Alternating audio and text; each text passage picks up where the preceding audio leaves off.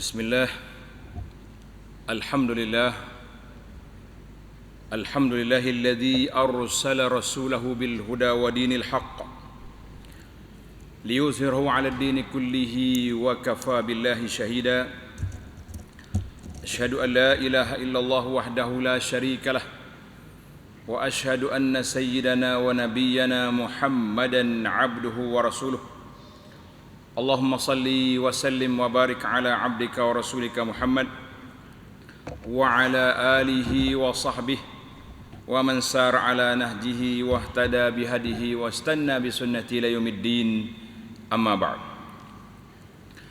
Yang dihormati Al-Fadhil Tuan Imam Masjid As-Sultan Ismail Petra Kubang Krian, pengurusi dan tekausaha masjid, muslimin dan muslimat, para jemaah sekalian, Assalamualaikum warahmatullahi wabarakatuh. Alhamdulillah, kita panjatkan kesyukuran pada Allah Azza wa Jalla kerana pada malam ini kita dapat bersama dalam majlis ilmu mengulang kaji suatu peristiwa besar di dalam sejarah Islam. Sebagaimana yang kita maklum bahawa bila mari di awal tahun Hijri, kita cuba berbincang tajuk yang berkaitan dengan hijratul Rasul sallallahu alaihi wasallam.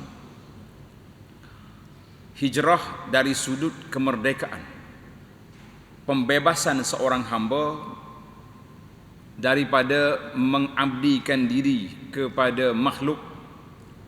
Tak kiralah makhluk itu sama ada dalam bentuk syirik seperti berhala dan seumpamanya, ataupun dalam berbentuk hawa nafsu, sebagaimana yang kita akan lihat nanti. InsyaAllah kita cuba tahrir nufus, membebaskan jiwa kita daripada sifat-sifat yang tersebut, insyaAllah. Namun begitu, untuk maklumat para jemaah sekalian, ini rekod. Kita kena ingat sentiasa peristiwa besar. Khususnya kita hari ini berada di bulan September, 15 September. Tuan-tuan kena ingat, dalam bulan September ini ada peristiwa besar yang berlaku dalam sejarah Islam, iaitulah pada 12, ini tanda ni, 12 ataupun 13 September tahun 622. Pada malam itulah malam kemuncak Quraisy telah membuat keputusan untuk membunuh Nabi sallallahu alaihi wasallam di Makkah. Dan pada malam itu Nabi kita keluar daripada rumahnya menuju ke Gua Thawr bersamaan dengan 27 Safar tahun pertama Hijrah ataupun tahun 14 kenabian. Jadi para jemaah sekalian, sejarah-sejarah besar jangan dilupa, kan? 16 September hari apa? 16 September. Kita nak hari sejarah besar. Tak main peringkat international, tak main. International. 16 September. Ya. 16 September hari apa? Tanda 16 September 622, hari Nabi kita keluar dari gua menuju ke Al-Madinah Munawwarah. Dek mai hari satu Malaysia, cuti boleh lah. Nah, tapi kita nak besar, itu buat bagus, boleh cuti, boleh belajar. Nah, kita panjang kita ceramah muka hari cuti. Dan tapi yang kita naknya para jemaah sekalian, kita ambil peristiwa-peristiwa besar, iaitulah 16 September bersamaan dengan 1 Rabiul Awal tahun 14 kenabian ataupun tahun pertama Hijrah. Nabi kita sallallahu alaihi wasallam ghadar, meninggalkan gua menuju ke Al-Madinah ataupun Thayyibatut Thayyibah. Pada masa itu belum Nabi sampai, nama dia Yathrib. Ingat peristiwa besar ni. Nabi kita masuk Quba pada hari Isnin 8 Rabiul Awal bersama dengan 23 September. Alhamdulillah, itu sejarah. Anak tak nak ulang panjang-panjang sejarah, cuma kita nak pergi kepada satu peristiwa yang jarang diingati dalam sejarah hijrah ini, iaitu setelah Nabi kita sallallahu alaihi wasallam berada di Makkah, menyampaikan dakwah kepada kaumnya sendiri, anak-anak dia sendiri, betapa dahsyatnya tekanan, betapa dahsyatnya orang panggil penindasan yang telah berlaku, khususnya pada pertengahan tahun yang keempat kenabian. Kan Nabi mula-mula dia dakwah secara sembunyi. Kemudian bila turun ayat Quran wa anzir ashiratakal akrabin, Nabi kita kuatkan suara dia naik atas bukit Safa, nyatakan pendirian dia bahawa ana rasuli rabbil alamin. Baru permulaan. Kemudian bila masuk tahun lepas pada itu, Allah Ta'ala perintahkan Nabi supaya berdepan dengan Quraisy, jangan lagi takut-takut. Maka pertengahan tahun yang keempat, tekanan Quraisy kepada masyarakat Islam pada waktu itu sangat dahsyat, sangat berat. Maka pada pertengahan tahun yang kelima, iaitu apabila suasana yang begitu dahsyat, suasana yang begitu berat, Allah Ta'ala turun surah Al-Kahfi. Tanda tuan-tuan, Suratul Kahfi diturunkan di Mekah dengan dua sebab. Sebab yang pertama, puak-puak kafir Mekah ni pergi belajar dengan Yahudi di Madinah. Dia berguru dengan Yahudi, apa benda kita nak lawan Muhammad ni? Sebab orang kafir Mekah ni dia panggil golongan Al-Ummi, dia tak reti, dia tak baca, dia tak menulis, tapi dia cerdik. Jangan kata orang jahiliah tu bodoh. Nah, kalau bodoh, dia mana boleh jadi ahli perniagaan, ahli kopra. Hebat dia, rihlatus syita'i was-saif. Tidak kata orang tak reti benar. Cuma dia tidak ada maklumat dari sudut keagamaan. Sebab dia tidak berhubung dengan mana-mana agama. Agama dia ni dia sembah berhala. Sembah berhala pun hak dia reka sendiri. Ada sejenis berhala ni dia buat daripada buah tamar macam-macam. Bila habis musim tamar, dia kosek berhala tu jadi makannya dia. Jadi Yahudi kata, mungkin tanya kat dia, cerita orang tidur lama dalam gua, cerita orang mengembara timur dengan barat. Dia pun boleh hide dia. Dia mari tanya Nabi sallallahu alaihi wasallam, maka turun surah Al-Kahfi hasil daripada soalan puak-puak Quraisy ni, puak-puak musyrikin kepada Nabi sallallahu alaihi wasallam. Tapi waktu turun itu betul-betul di saat penentangan yang begitu dahsyat. Maka dalam surah Al-Kahfi ini ada 3 kisah besar, 3 cerita besar, seolah-olah satu isyarat bahawa kamu akan berlaku al-hijrah, akan terpaksa kena tinggalkan bumi Mekah ini untuk sementara waktu.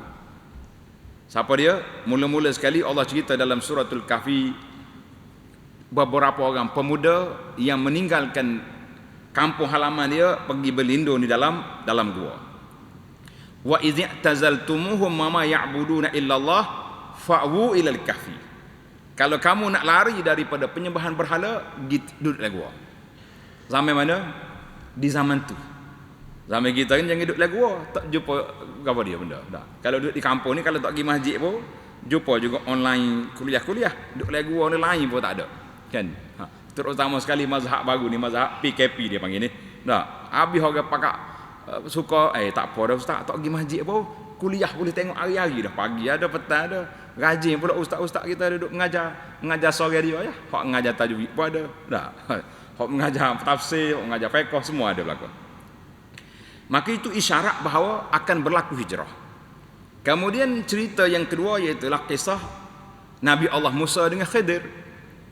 Nabi Allah Musa dengan Khidir juga suatu peristiwa yang berlaku, iaitulah hampir-hampir perjuangan Nabi sallallahu alaihi wasallam itu dengan apa yang dibawa oleh Nabi Musa alaihissalam, iaitu dia akan dikepung oleh Firaun, Nabi kita dikepung oleh Quraisy.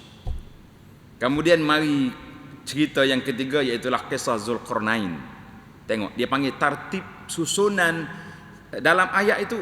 Kalau kita baca dari sudut fiqh, dia panggil ibrah ataupun tadabbur, kita nampak Ashabul Kahfi duduk dalam gua, Nabi Musa penentangan. Bila mari Zulkarnain menunjukkan kemenangan. Artinya mu bukan sentiasa ditindas, kamu bukan sentiasa duduk di bawah, tapi ada masa kamu akan menang, sebagaimana Zulkarnain dapat mengalahkan, mengurung Ya'juj wa Ma'juj yang ada pada waktu itu.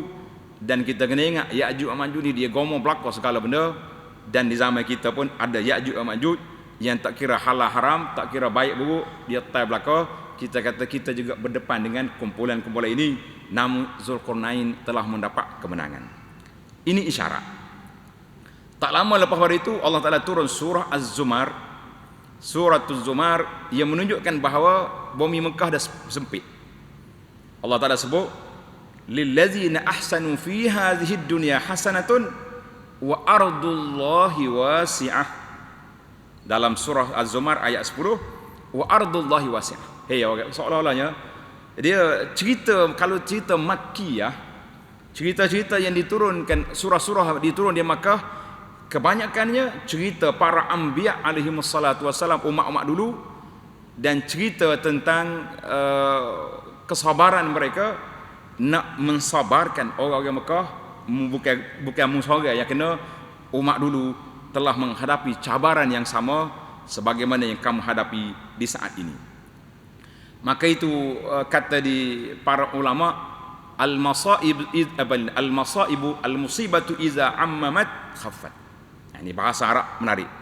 Dia kata musibah tu bila dah semua kena, kita rasa ringan sikit. Ni kalau kita seorang yang kena, orang lain segar main gah, sihat walafiat, berasa lemah. Kenapa ya kita dah? Ni rumah orang tu tergelar, rumah orang ni pun kena. Badi basuh rumah ya.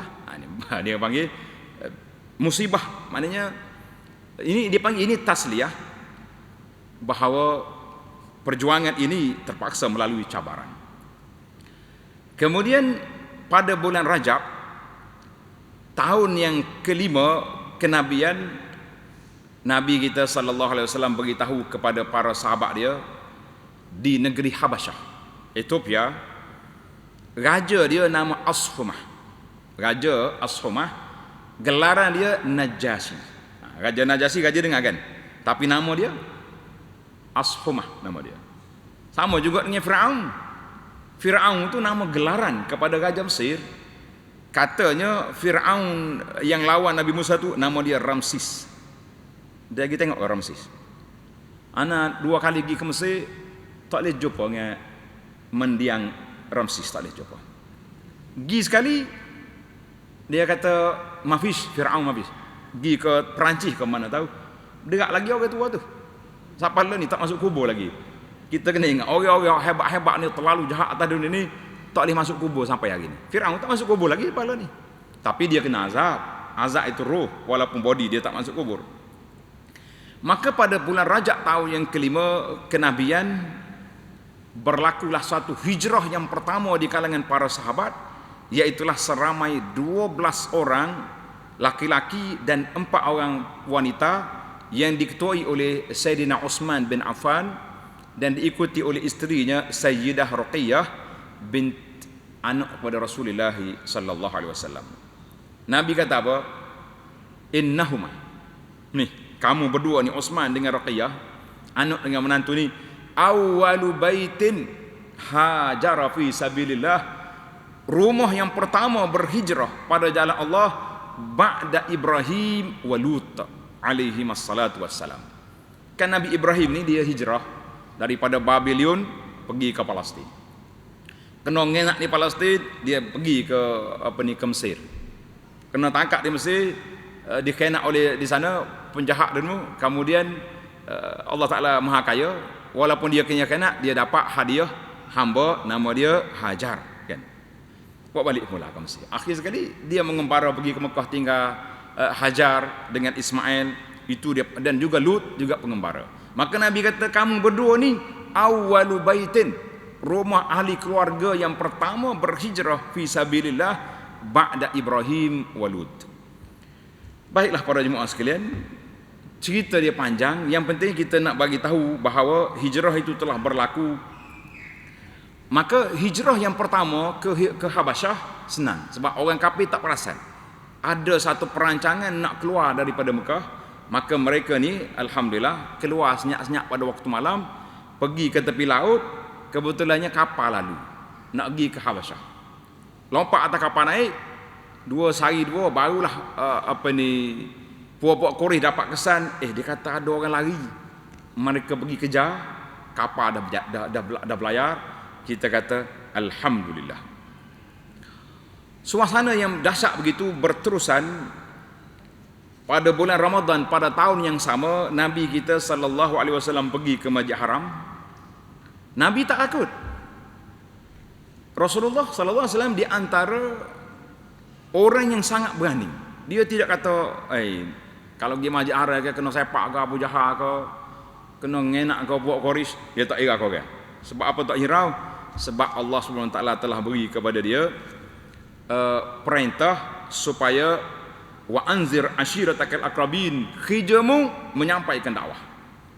Jadi kita hari ni kalau kita pendakwah juga takut nak menyampaikan benda benar, siapa lagi nak menyampaikan? Para ulama telah mengatakan, iza sakata ahlul haqqi, bila orang yang tahu kebenaran diam, di saat kemungkaran berlaku, hati-hati. Orang yang buat benda mungkar, dia ingat benda hak dia buat tu baik. Tak ada orang tegur pun. Tak ada orang tegur pun. Saya baru ni buat majlis kenduri kahwin. Dah. Hak juru makeup anak kita pondal. Kawasan ni ada ke juga? Kalau ada tak saya kata. Ada. Tak ada. Tak ada tak apa. Habis duk selek ke anak tino kita, pengantin baru daripada pagi pas gelap si pondal. Pondal tu bapak jatuh. Duk le bilik anak tino kita tu dak.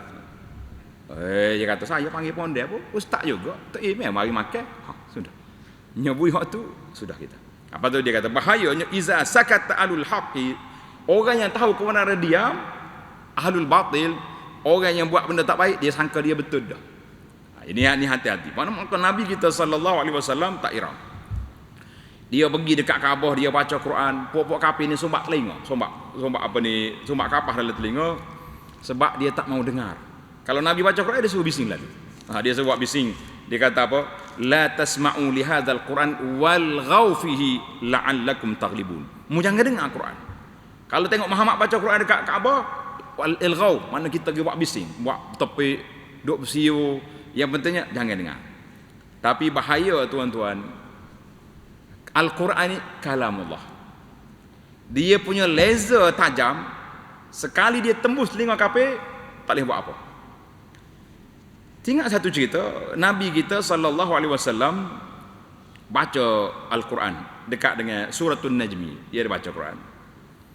Dia baca dekat Kaabah, buat kafir lalu tu dia dengar. Bila dia dengar, Nabi pun siapa fasjudu lillahi wa'budu, Nabi kita sujud. Buat kafir hak lalu tadi sujud juga sekali dengan Nabi. Jadi isu dalam Mekah. Sujud buat umur ni, tak tahu siapa dia, Abu Jahal sujud kat MBT, pembesar-besar Quraisy sujud. Bila balik ke kelak buat dia pakak geger. Sujud apa ikut Muhammad mu ni tak ada pendirian lah, macam-macam dia panggil pakak kata. Dia kata tak sujud betul lah lalu kat tu tengok orang tak tahu, macam-macam alasan cari nak menunjukkan dia tidak sujud. Timbullah satu cerita dibuat oleh puak-puak kafir ni, konon-kononnya Nabi salah baca Quran, tilkal gharani qul ula wa inna syafa'atuhun la turja, maka Nabi sujud. Peristiwa ini tidak berlaku sebagaimana yang telah ditahqiq oleh ahli-ahli tafsir yang mentahqiqkan masalah ini. Jadi hak pergi hijrah ke Habasyah tadi, bila dengar orang Mekah sujud dah, masa tu tak ada WhatsApp, mazhab WhatsApp tak wujud, maklumat yang dia terima tak tepat, dia orang balik ke Mekah semula. Syukur ni orang kafir sujud sekali dengan Nabi dah. Balik sampai tengah jalan, tak ada orang tengah kuat lagi duk gomo tu.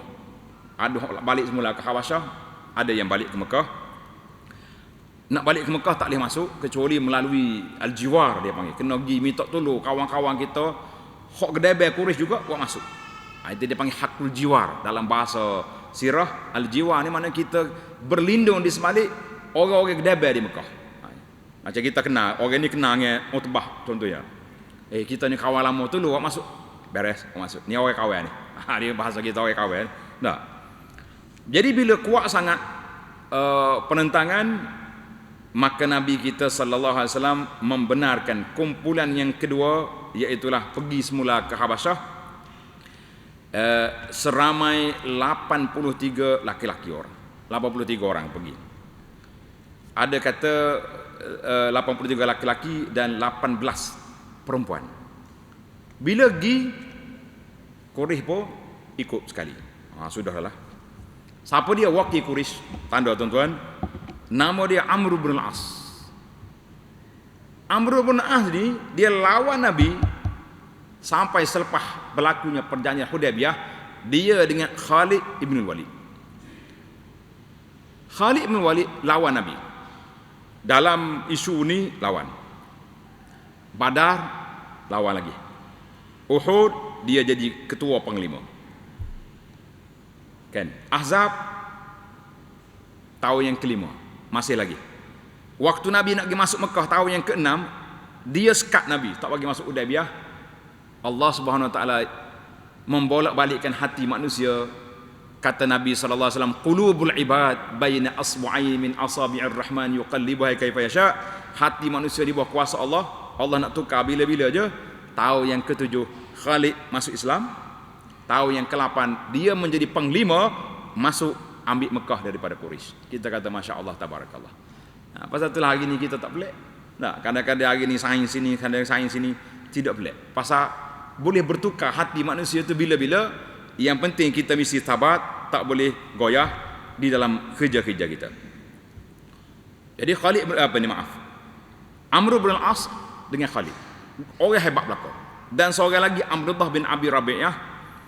Quraisy hantar dua orang ni suruh pergi ke Habasyah, bawa hadiah besar-besar, pergi jumpa dengan raja Najasyi, minta hantar balik. Pandai dia orang ni, bila dia pergi, dia tak pergi jumpa raja dulu, dia pergi jumpa dengan Batarikah ni padri besar, bagi harta, bagi hadiah banyak.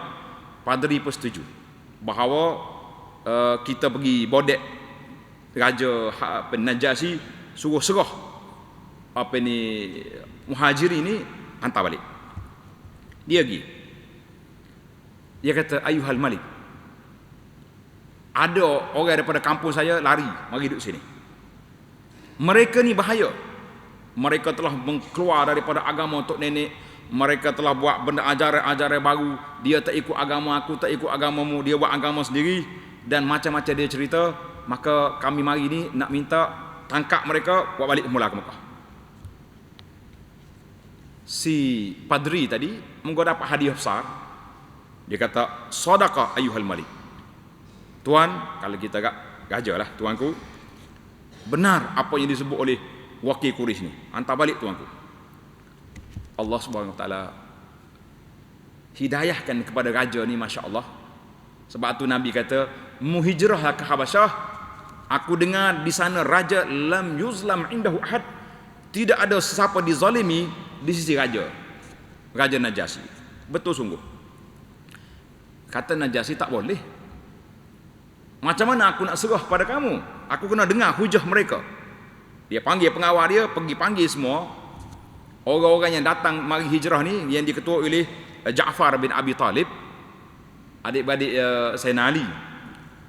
Pergi panggil dia, mari sini, kita nak berbicara, nak berhujah apa sebab kamu lari dan betul ke tidak tuduhan Quraisy.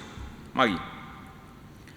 Bila masuk mari cakap, dia kata, ayuhal malik, tuan, nahnu kunna qauman ahli jahiliyah. Kami dulu jahiliyah. Kita semua berhala, kita makan bangkai, kita buat benda-benda yang fawahish, yang tak baik, semua benda lah. Kita nak sebut, kita ni maknanya akhlak-akhlak yang buruk kami buat semua. Faqad ja'ana, telah datang Muhammad sallallahu alaihi wasallam, kita kata dia telah mengajar kepada kami akhlak yang mulia, ajaran-ajaran yang suruh solat, suruh sedekah, suruh zakat. Panjanglah dia cerita.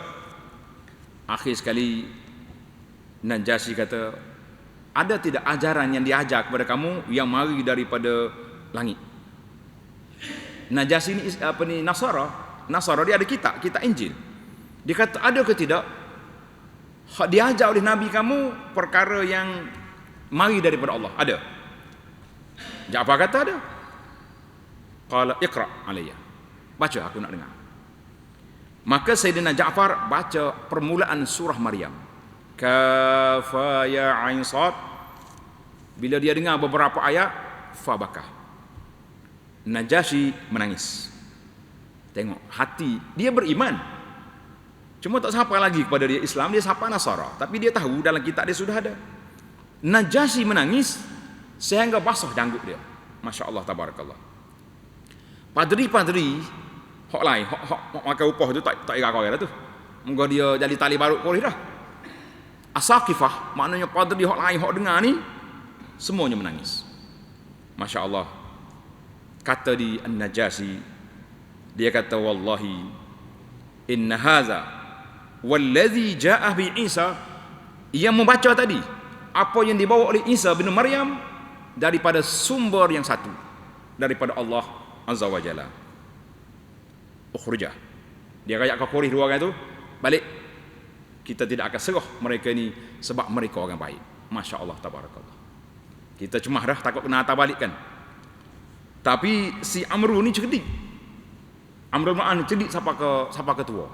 Waktu jadi Islam pun cerdik.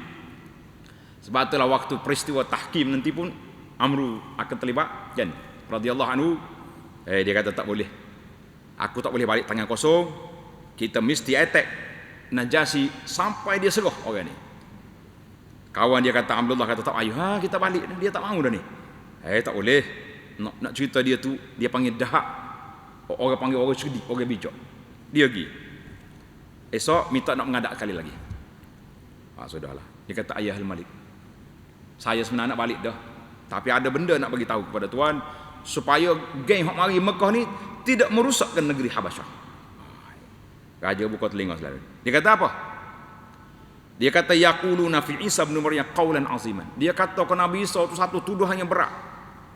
Mungkin kata puak Nasara kata Isa anak Tuhan. Puak tu tak kata anak Tuhan. Dia kata Abdullah hamba Allah Taala. Najasyi kata dia panggil Ja'far, mari semula. Bijak Najasyi ni. Dia dengar dua pihak. Ni kita ni kena belajar dengan Najasyi.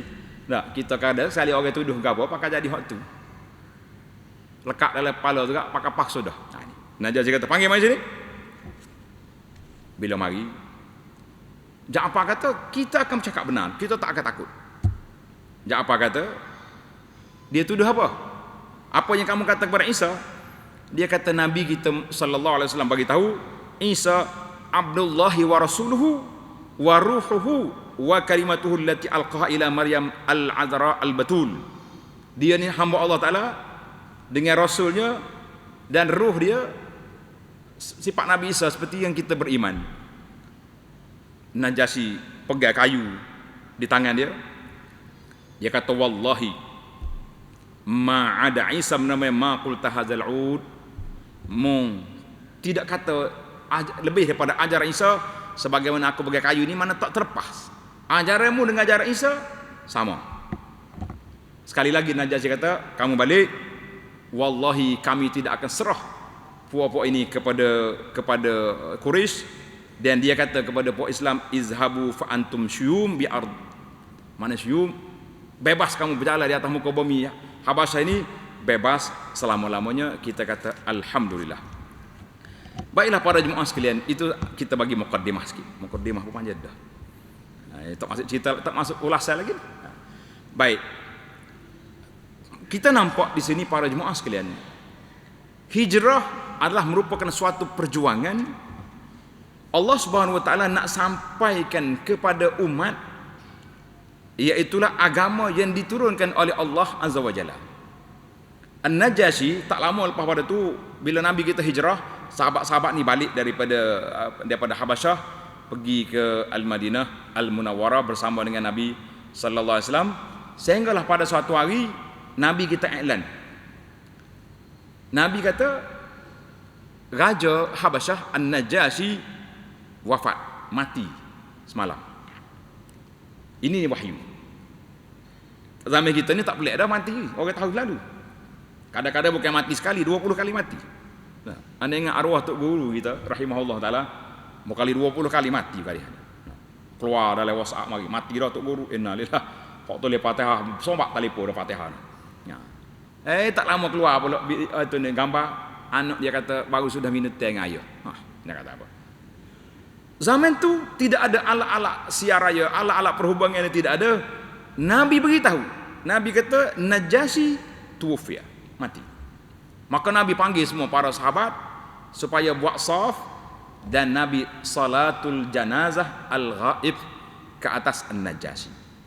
Inilah di antara dalil kalau orang besar-besar, orang-orang yang hebat-hebat mati, kita boleh salat jenazah ghaib ke atas dia, sebagaimana Nabi kita sallallahu alaihi wasallam telah mengisytiharkan kematian Najasyi pada hari dia mati, pada waktu yang sama, tidak kata sebulan lepas pada itu, tidak, pada masa yang sama. Itu mukjizat yang Nabi sallallahu alaihi wasallam, dan juga satu kemuliaan kepada Najasyi, kerana dia memang sebagaimana disebut oleh Nabi sallallahu alaihi wasallam, raja yang tidak menzalimi sesiapa pun di sisi dia. Kita kata itulah yang dinamakan seorang hamba yang bebas, yang merdeka, yang tidak tunduk kepada tekanan mana-mana pihak. Baik para jemaah sekalian, kalau kita baca kisah-kisah begini sangat menarik. Saya syorkan para jemaah sekalian beli sebuah kitab. Kitab ni ada terjemahan. Yang anda baca ni kecil ni, masuk dia poket. Nama dia Ar-Rahiqil Makhtum. Kitab ni kalau tak mau beli pun banyak, PDF banyak. Tulis Rahiq Makhtum, boleh ambil PDF. Cuma saya nak para jemaah beli terjemahan dia. Terjemahan dia ada bahasa Inggeris dan juga ada bahasa Malaysia. Sekurang-kurangnya para jemaah biarlah kita setiap masa kita ulang kaji sirah Nabi sallallahu alaihi wasallam sebagaimana yang berlaku kepada Nabi, para sahabat, menjadi garis panduan kepada kita. Baik muslimin dan muslimat para jemaah sekalian, Allah SWT hantar mari kita ke dunia. Kenapa? Tanda dalam surah Az-Zariyat ayat 56. Qala Allah Ta'ala, wa ma khalaqtul jinna wal insa illa liya'budun.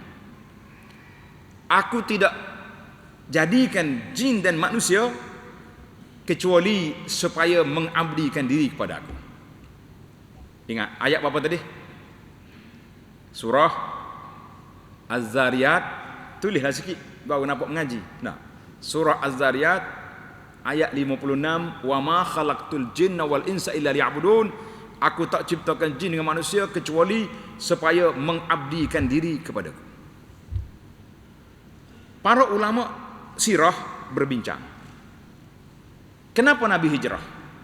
Sehingga ada orang salah kata, dia kata Nabi pelarian. Tuan-tuan yang duduk ngaji sirah lama ni, bolehkah kita kata Nabi pelarian? Boleh? Kau tak gamuk nak kata? Kalau gamuk pun tak boleh kata. Nabi bukan pelarian, Nabi perjuangan dia panggil. Sebab dia keluar dengan perintah daripada Allah Azza wa Jalla, nak menunjukkan bahawa perjuangan fi sabilillah tidak mudah.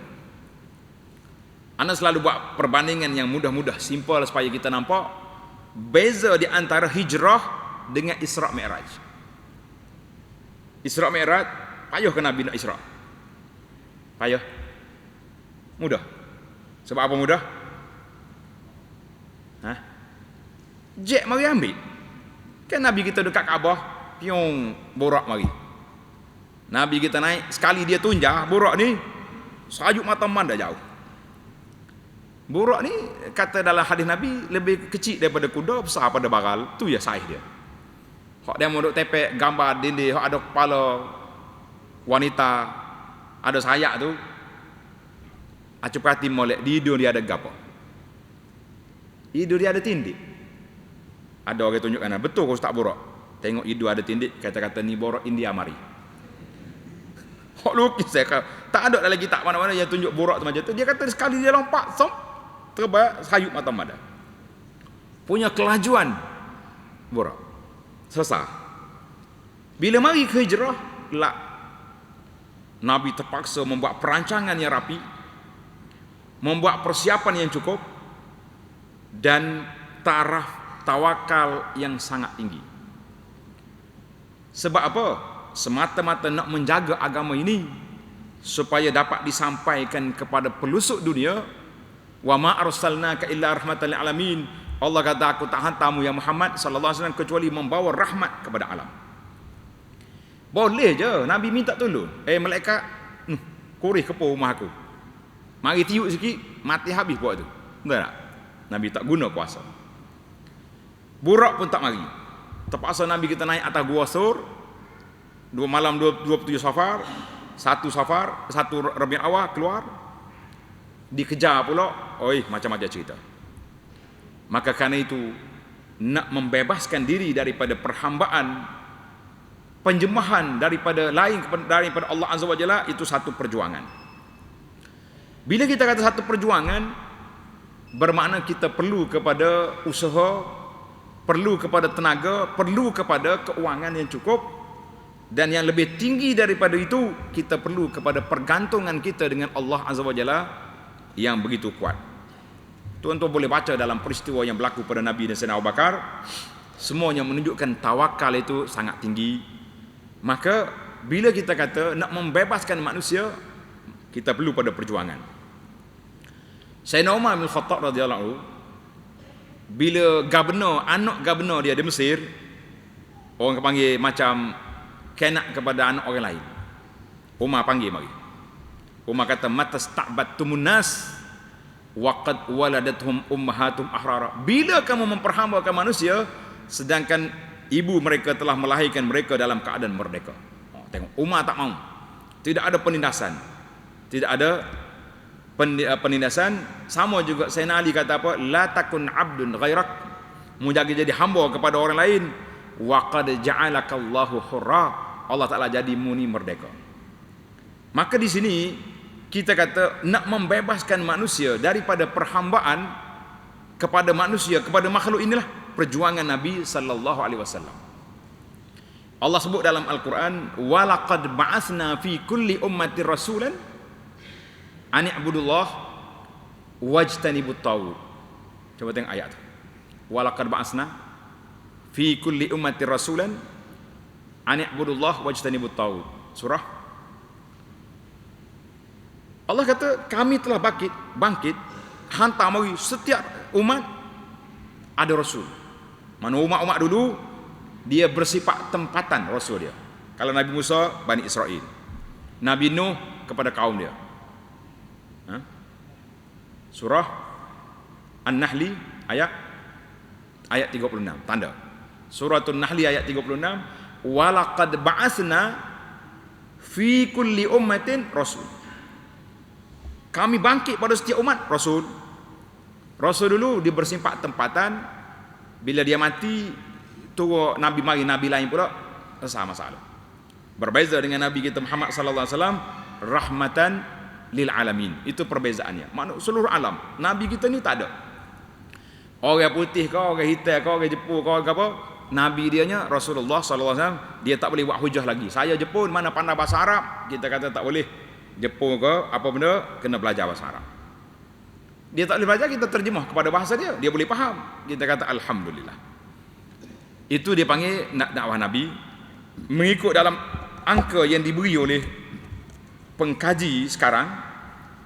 Dia kata angka umat Islam hari ini 2020 sudah mencecah 1.9 bilion. 1.9 bilion umat Islam di seluruh dunia. Mana kita besar. Apa dia cerita Nabi tadi? Ani'budullah. Yang pertama, dakwah dia sembah Allah Ta'ala. Boleh setakat tu? Tak. Wajtanibut taghut, dan mesti kamu menjauhi, menentang segala jenis taghut. Kata di ulama tafsir, kalau Tuhan suruh Nabi kita ma'budullah saja, dia tidak akan ditampar oleh Abu Jahal dan Abu Lahab. Kita sembah Allah Ta'ala. Sibuk apa awak? Nah, kita tak kacau dia. Tapi bila kita kata agama dia tak betul, berhala dia tu sesat, perbuatan dia salah, ketika itu dia celak mata. Maknanya pertemuan yang besar mesti ada dua. Pasakkan akidah, dan mesti kita nyatakan kesalahan. Istanibu, mesti menjauhkan diri daripada taghut. Taghut itu mana apa? Segala bentuk jenis apa? Penyembahan selain daripada Allah. Kata di para ulama, taghut itu berhala, taghut itu syaitan, taghut itu ahli sihir, termasuk taghut. Taghut itu juga pemimpin yang tidak mau melaksanakan undang-undang Allah, itu termasuk dalam taghut. Banyaklah, dia ada 5, 6, 7, 8 dia punya tafsir taghut. Yang pentingnya kita nak membebaskan manusia daripada penyembahan kepada berhala lain daripada Allah Azza wa Jalla, kepada sembah Allah. Ini satu kerja. Yang kedua, tanda membebaskan manusia daripada takut yang melampau. Kita ni takut kepada mati, betul tak? Takut kepada mati. Satu hari dia kata, mana ada orang takut mati ustaz? Semua kita takut. Kata na'am. Takut ke mati itu naluri. Tapi takut siapa peringkat tak boleh nak berjuang, nak menegak Islam kerana takut mati, itu yang dicela. Bagaimana kata Nabi SAW dalam hadis, akan suatu masa lagi tada'a alaikumul umam, umat-umat lain akan ganyang kamu seperti mereka orang yang makan boleh ganyang makanan depan dia. Kita ni kalau orang tak hidangan depan kita, dia kata bismillah, kita boleh colek belakang nak pakai apa dah. Hak ada depan tu makan. Nabi bayangkan suatu masa umat lain akan ganyang kita seperti orang makan boleh ambil semua makanan dalam hidangan dia. Kata di para sahabat, amin qillati nahnu yauma idzin, adakah bilangan kita sedikit pada masa itu? Nabi sallallahu kata, tak, bilangan kamu ramai tapi seperti buih di air. Mana buih ni tak ada apel, buih teh tarik sedap, nah, buih di air itu tak ada harga benda. Kenapa? Nabi kata Allah Ta'ala telah campak dalam hati mereka satu sifat, nama dia wahan. Tanda ni tuan-tuan, penyakit wahan ni bahaya. Qulna sahabat tanya, wamal wahan, apa dia penyakit wahan? Qala hubbud dunya wa karahiyatul maut, terlalu cinta ke dunia sampai takut nak mati. Kenapa tak pergi berperang? Mati. Kenapa tak pergi jihad? Mati. Kenapa tak pergi itu? Mati. Itu dia panggil penyakit wahan. Mari zaman kita hari ni tukar baris sikit, dia panggil penyakit Wuhan. Penyakit yang baru ni, mula boleh 3 orang ni sampai hari ni, penyakit Wuhan tak habis-habis lagi. Nah, sampai dikatakan orang masih ada lagi yang tak mau pergi masjid. Tak boleh pergi masjid lagi. Dia kata masjid orang ramai beribu, takut kena Covid. Kita buat dah penjagaan SOP dah ni. Jaraknya jauh, pakai topeng, tembok dahi, basuh tangan, buat belaka dah. Kuasa nak kena tu kuasa Allah Azza wa Jalla lebih daripada tu. Duduk mana pun kena, kan? Takut yang melampau-lampau. Jadi kalau orang takut sangat, jangan. Maka ada dua penyakit. Nabi kata wahan bagi hatah ni, hubud dunia wa karahiyatul maut. Satu lagi dipanggil penyakit Wuhan, takut Covid tu melampau sangat. Kita kena, ya, dia takut ni naluri manusia. Bila ada benda-benda lagi ni, dia panggil ihtiyat, ataupun bahasa Arab kata khuzu hizrakum, infiru wahzaru. Kita buat tapi dalam bentuk hazar. Hazar makna kita berhati-hati, tak salah. Ada seorang tu dia kritik, dia kata bukan maya lagu ni, sah lagu ni. Kita kata tak kira demo tu cerdik pada majlis fatwa nah, ahli-ahli majlis fatwa pun setuju. Jadi kita tak setuju. Tak segi masjid sebab sah tak sambung dia kata. Jadi dia masjid tu sedap, dia rumah dia jadi tu imam sendiri. Pasal dia letak, dia jadi tu imam entry baru ni. Zaman PKP baru ni, tak mau letak jawatan pahlawan ni. Bahaya juga jenis entry ni pasal letak jawatan. Penat. Nah, tu tak bagi masjid tu. Atau pergi panggil dia mari masjid. Jadi penyakit terlalu takut pada mati sehingga menyebabkan kita tak boleh berjuang, itu yang bahaya. Tapi kalau kita bimbang takut mati, ingat ke mati tak apa. Ya, sebab tu sana selalu buat kata-kata gurauan. Kita kata tuan-tuan, apa beza di antara ingat mati dengan takut mati? Boleh tak? Beza ingat mati dengan takut mati. Aja kata nak dengar.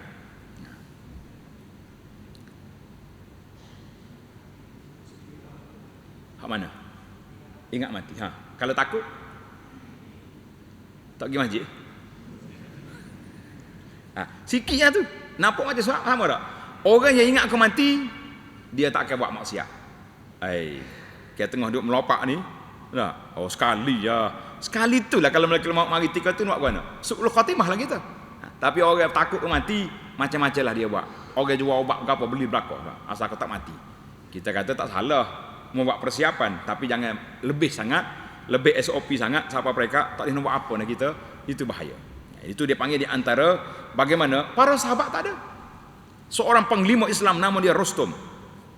Waktu dia berdepan dengan panglima Islam Rabi' bin Amir berdepan dengan Rustum panglima Rum.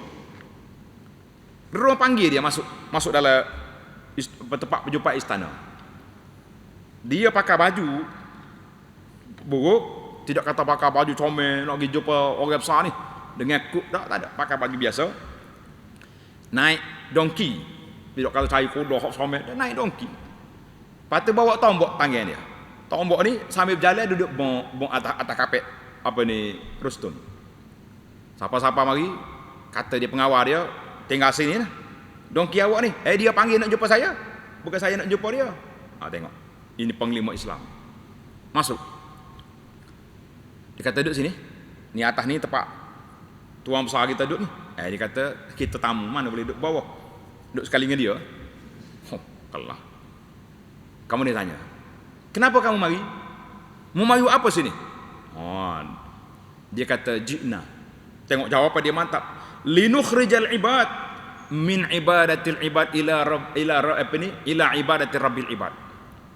Kami datang nak membebaskan manusia daripada menyembah manusia kepada sembah Tuhan segala manusia.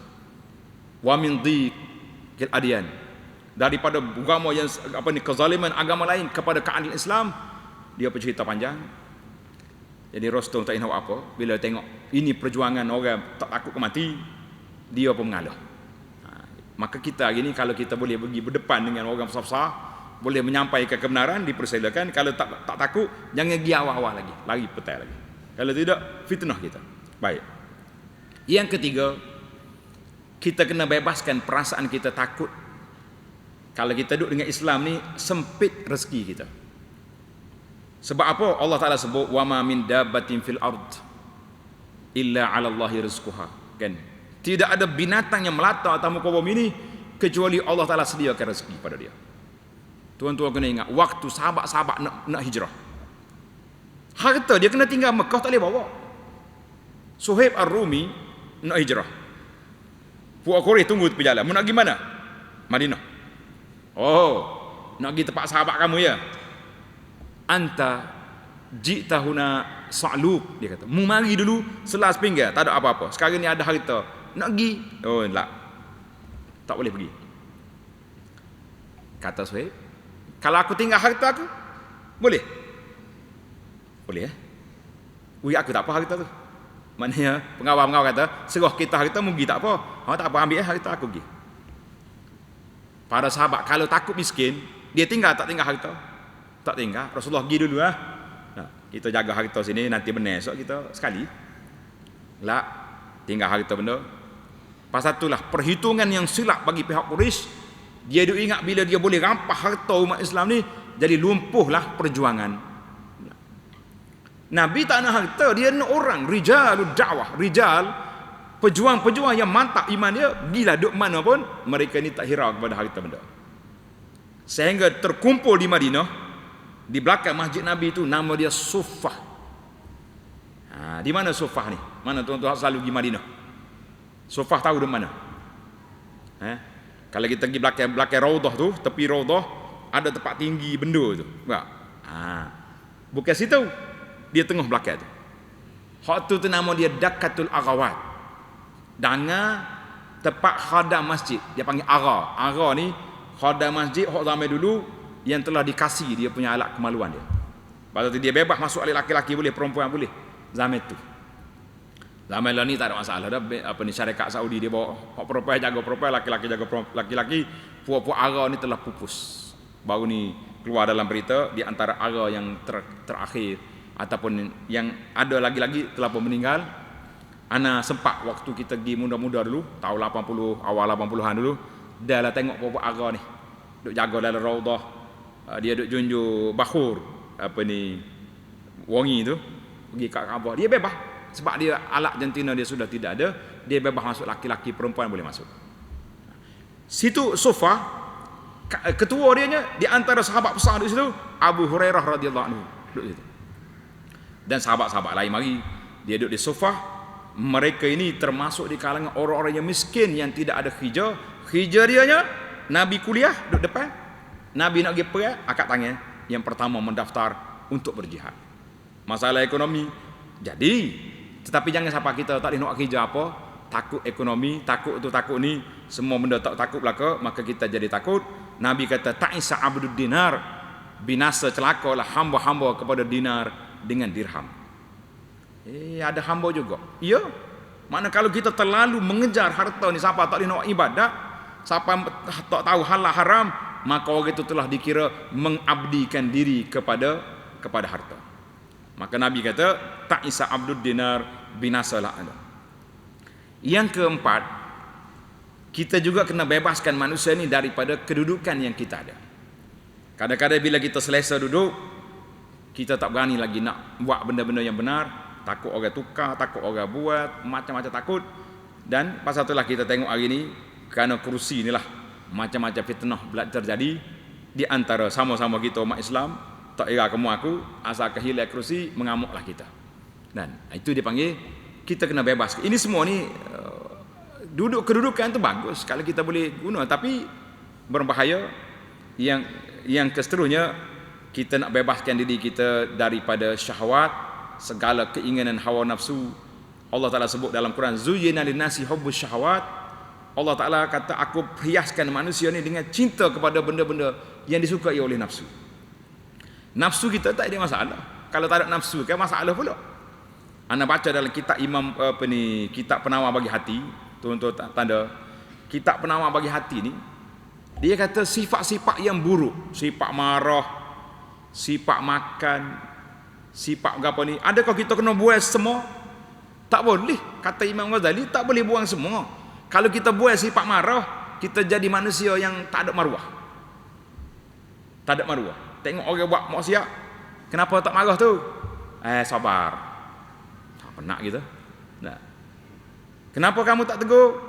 Tak apa. Hati baik. Duk main lah gitu.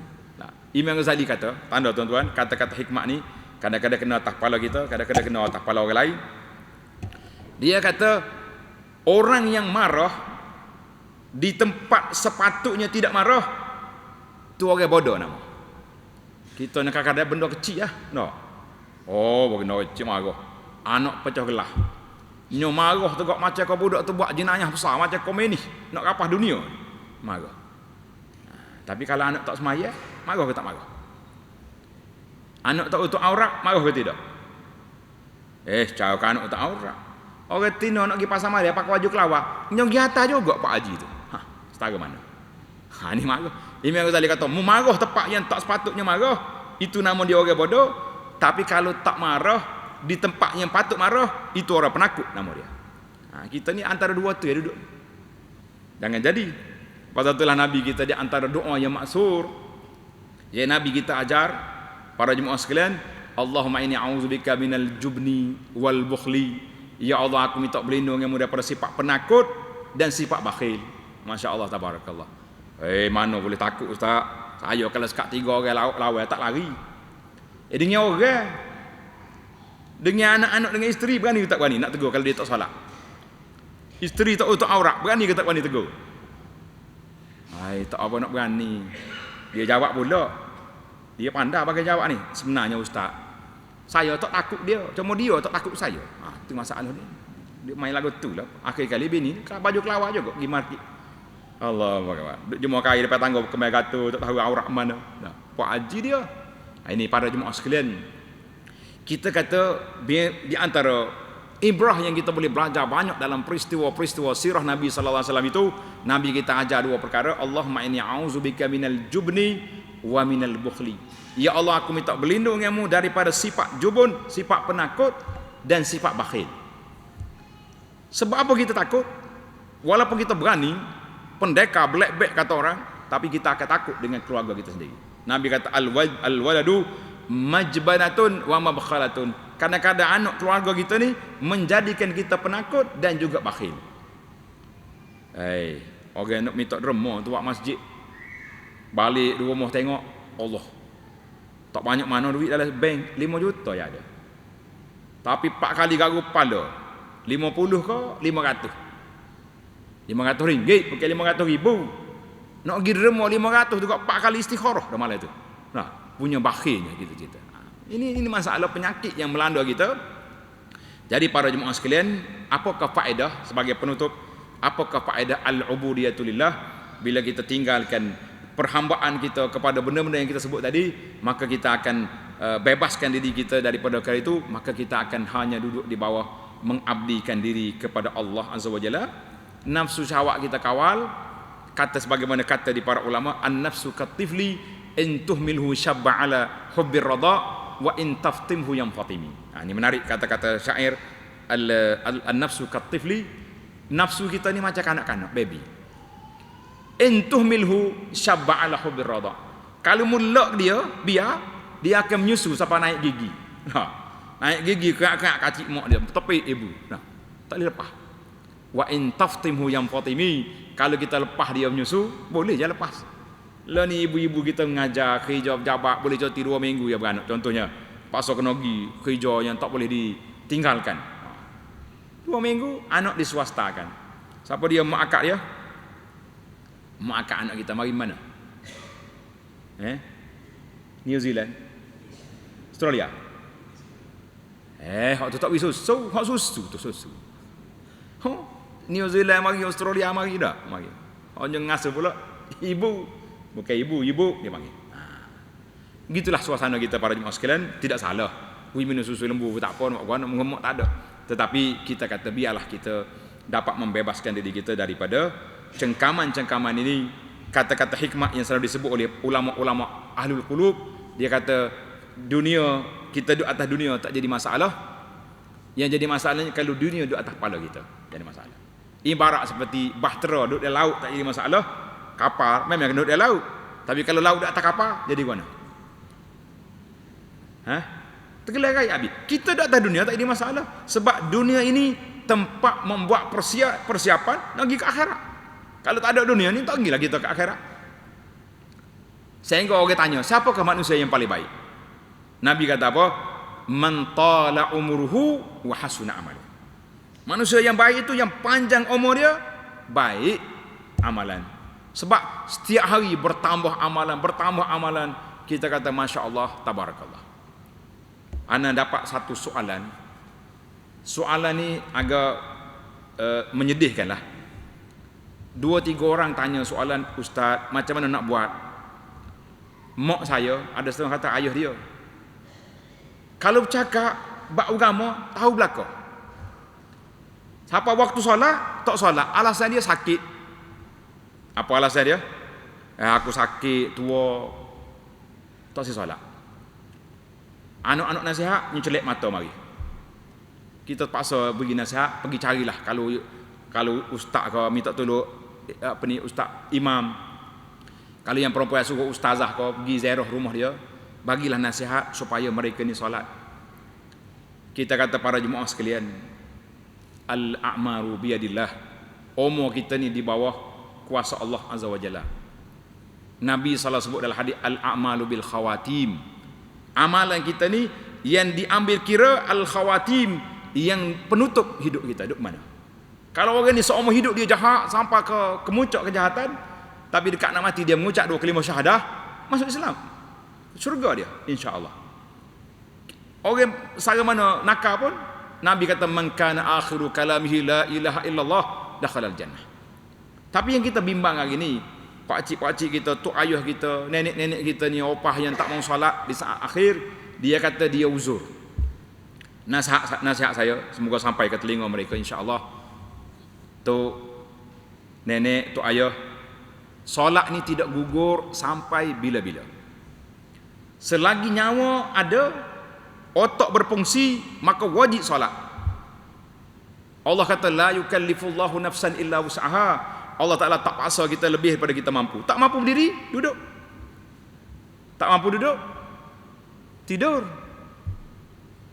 Maknanya kita boleh buat dalam semua keadaan. Itu dikira solat. Walaupun dalam sambil tidur, sambil duduk, apa keadaan solat. Yang tak bolehnya tak solat. Sebab ancaman besar daripada hadis Nabi sallallahu alaihi wasallam, al-ahdul ladzi bainana wa bainahumus salah.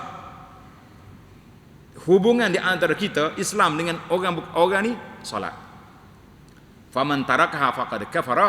Siapa dia tinggal dengan sengaja, ada setengah ulama kata tinggal dengan ingkar, jadi kafir. Kalau kata tak sengaja tu tidak kafir, keluar daripada agama. tetapi dia telah melakukan dosa besar, orang itu bawa sikit pada kafir, nama dia fasik. Bagaimana kita nak mengharapkan kita bertemu Allah Ta'ala yang kita tidak tahu bagaimana hidup kita yang terakhir, kan? Dalam suasana patutnya orang lagi uzur, lagi tua inilah yang kuat salat, tiba-tiba mereka mengambil pendekatan tidak salat. Kita doakan kepada mereka dan kita semua, Allahumma khtim lana bi husnil khatimah, ya Allah hidup matikan kita dengan husnul khatimah insyaallah. Wa sallallahu ala nabiyyina Muhammadin